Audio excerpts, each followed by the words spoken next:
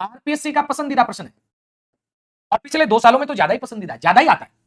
कमला और इलायची, भाई साहब पेपर में आती है कमला इलायची, काफी बार पूछी जाती है। ये नाथद्वारा शैली की है क्या? प्रश्न आया हुआ है, दोबारा आ सकता है।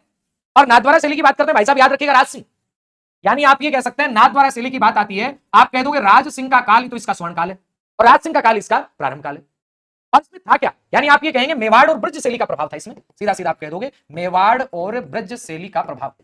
यानी जो नाथद्वारा शैली है ना, इसमें मेवाड़ शैली का प्रभाव भी है, ब्रज शैली का प्रभाव भी है। भगवान श्री कृष्ण की लीलाओं का चित्रण किया गया यहाँ पे, आप कह दोगे यहाँ क्या किया गया है, तो आप कहोगे भगवान श्री कृष्ण की लीलाओं का चित्रण है। भगवान श्री कृष्ण की लीलाओं का चित्रण जो किया गया है वो किसमें किया गया है? आपका उत्तर बनेगा सर भगवान श्री कृष्ण की लीलाओं का जो चित्रण किया गया नाथद्वारा शैली में किया गया। एक बात और ध्यान देना, प्रश्न बन सकता है कि आपका अन्नकूट महोत्सव का चित्रण कहां किया गया। बाई चांस प्रश्न आ जाए अन्नकूट महोत्सव का चित्रण, तो आप कहेंगे नाथद्वारा में ही है। प्रश्न बनता है पिछवाइयां, यानी आप कहेंगे सर पिछवाइयों का चित्रण, पिछवाइयों का चित्रण जो है ये भी कहां पे है? ये भी नाथद्वारा में ही है। पिछवाइयों का चित्रण कहां पे? नाथद्वारा में। और बाकी सारे फिर केले का वृक्ष है, गाय है, केला है, यशोदा है, प्राकृतिक दृश्य। मेन बात आप ये कह दो प्राकृतिक दृश्य है, यहाँ प्राकृतिक दृश्य का चित्रण है। आप बात करोगे यहाँ गाय का चित्रण है, यहाँ केले का चित्रण है, यहाँ माता यशोदा का चित्रण है, यहाँ प्रकृति को निकटता से दिखाया गया है, यहाँ आसमान में देवताओं का अंकन है, आप कहीं ग्वाले हैं, श्री कृष्ण है, ये बात याद रखनी है। तो कमला इलायची कौन थी? कमला इलायची यहाँ की महिला चित्रकार थी। कहाँ की बात करो सर? नाथद्वारा की बात करो। तो पुरुष भी थे बेचारे, हाँ था ना, घासीराम घिस गए, पुरुष तो बेचारे हैं, ध्यान दोगे, पुरुष बेचारे घिस गए। एक तो था नारायण, एक था घासीराम। एक तो कौन था? नारायण था, और नारायण के साथ में कौन था? आप कहोगे घासीराम था। उदयराम चतुर्वुत था, देवकृष्ण था, याद रखिएगा।